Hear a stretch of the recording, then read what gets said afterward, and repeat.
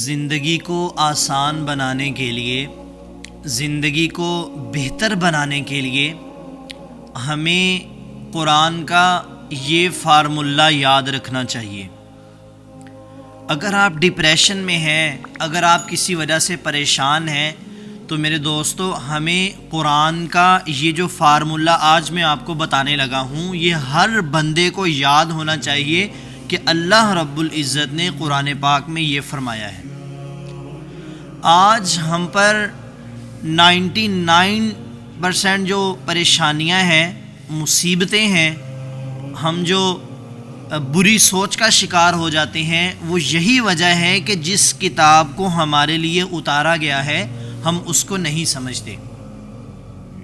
آج ہم پر تھوڑی سی پریشانی آتی ہے یا کوئی بڑی پریشانی آ گئی تو ہم کیا کرتے ہیں؟ ہم مایوس ہو کر بیٹھ جاتے ہیں، جس کے بارے میں اللہ نے قرآن پاک میں فرمایا ہے کہ لا تقنطوا من رحمت اللہ، کہ اللہ کی رحمت سے نا امید مت ہو۔ اور پھر اسی طرح جس انسان پر کوئی پریشانی آتی ہے، مصیبت آتی ہے، ٹھیک ہے، آپ کو اس طرح کی کوئی سوچ آ رہی ہے، آپ پر کوئی اس طرح کا کوئی برا وقت آ گیا ہے، تو اللہ تعالیٰ قرآن پاک میں کیا فرماتا ہے؟ وَلَنَبْلُوَنَّهُمْ بِشَيْءٍ مِّنَ الْخَوْفِ وَالْجُوعِ وَنَقْصٍ مِّنَ الْأَمْوَالِ وَالْأَنفُسِ وَالثَّمَرَاتِ وَبَشِّرِ الصَّابِرِينَ، کہ ہم تمہیں آزمائیں گے۔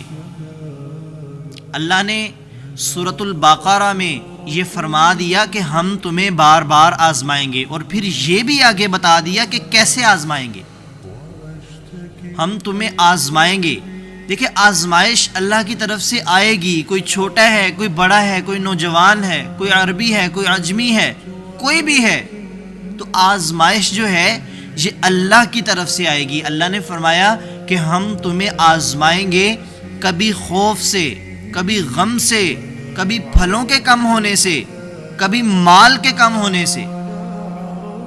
لیکن اسی آیت کے آخر میں اللہ نے کیا فرمایا؟ وَبَشِّرِ الصَّابِرِينَ، بشارت دے دو ان لوگوں کو، خوشخبری دے دو ان لوگوں کو جو ایسے حالات میں صبر کرتے ہیں۔ سبحان اللہ۔ لیکن آج ہم پر کوئی بیماری آ گئی، آج ہم پر کوئی پریشانی آ گئی، کوئی مصیبت آ گئی، تو ہم یہ سوچنے لگ جاتے ہیں کہ یار ہم نے تو یہ سنا تھا کہ اللہ رب العزت 70 ماؤں سے زیادہ پیار کرتا ہے، تو پھر اگر 70 ماؤں سے زیادہ پیار کرتا ہے تو ہم پر یہ پریشانی، یہ مصیبت کیوں آئی؟ اسے کہتے ہیں نا امیدی، اسے کہتے ہیں کہ آپ کا اللہ پہ یقین نہیں ہے۔ میرے دوستو، اکثر پریشانیاں ایسی ہوتی ہیں، اکثر مصیبتیں ایسی ہوتی ہیں جو ایک مسلمان کو اللہ کی طرف لے کے جاتی ہیں۔ میں نے بہت لوگوں کے پاس ایسا پیسہ دیکھا ہے، ایسی کامیابی دیکھی ہے، ایسی ترقی دیکھی ہے کہ جو ان کو اللہ سے دور کر دیتی ہے۔ وہ یہ سمجھتے ہیں کہ بھائی یہ جو جتنا ہم نے کمایا ہے، یہ جو جتنی کامیابی ہے ہمارے پاس، یہ جو جتنی پراپرٹی ہے ہمارے پاس، یہ ہم نے خود محنت کر کے کمائی ہے۔ بہت سے لوگ ہیں ہمارے آس پاس، ایسے لوگ ہیں۔ لیکن قارون کے بھی یہی الفاظ تھے۔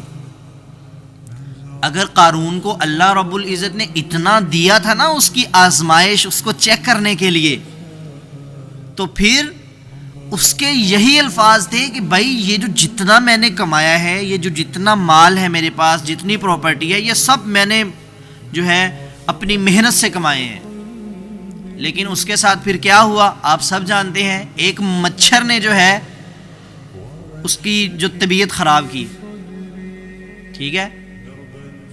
وہ لوگ، وہ بندہ جو لوگوں پہ ظلم کرتا تھا، وہی اب کہہ رہا ہے کہ بھائی میرے جو سر پہ آپ جوتے مارو، اور اس کے لوگوں کو پیسے بھی دے رہا ہے پھر جوتے کھانے کے۔ تو میرے دوستو، یہ ہے اللہ۔ اگر آپ مصیبتوں کی وجہ سے اللہ کی طرف جا رہے ہیں، اگر آپ کسی ٹینشن کی وجہ سے، کسی پریشانی کی وجہ سے یہ اہدنا الصراط المستقیم والا راستہ اختیار کر رہے ہیں، تو ایسی پریشانیاں اللہ سے مانگو کہ آپ اللہ کی طرف جا رہے ہیں. میں آپ کو ایک بات بتاتا ہوں, آپ نے بہت بار ایسا دیکھا ہوگا, اگر آپ کی زندگی میں ایسا ہوا ہے, تھوڑی سی اللہ رب العزت زمین کو ہلا دے نا, تھوڑا سا زلزلہ آ جائے, اس دنیا کے سارے انسانوں کو اللہ رب العزت یاد آ جاتا ہے. کوئی بھی کام, جتنا مرضی بڑا کوئی گناہ کر رہا ہے, ان سب کو اللہ یاد آ جاتا ہے. پھر وہ اللہ کا ذکر کرتے ہیں, اللہ کی عبادت کرتے ہیں, اللہ سے اپنے گناہوں کی معافی مانگتے ہیں. ایسا ہوتا ہے نا, میری زندگی میں بھی ایسا ہوا کہ جب زلزلہ آیا, جو لوگ اللہ کو بھولے بیٹھے تھے, 1 منٹ میں اللہ ان کو یاد آ جاتا ہے.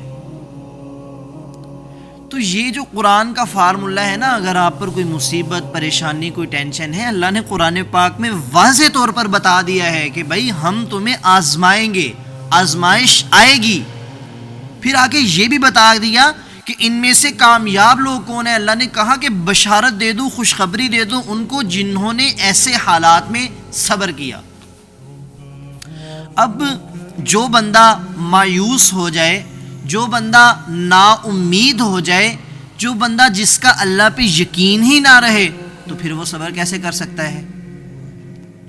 وہ تو ایسا ہی ہے نا, اس کے بارے میں کسی نے بات کی, وہ 1 منٹ میں لڑنے کے لیے ان کے پاس پہنچ جائے گا. اس کو کسی نے گالیں دی, وہ آگے سے اس کو 2 گالیاں دے گا. ایک تو یہ فارمولہ ہے جو میں نے آپ کو بتایا. دوسرا میرے دوستو, اللہ تعالیٰ سورۃ الشمس میں فرماتا ہے,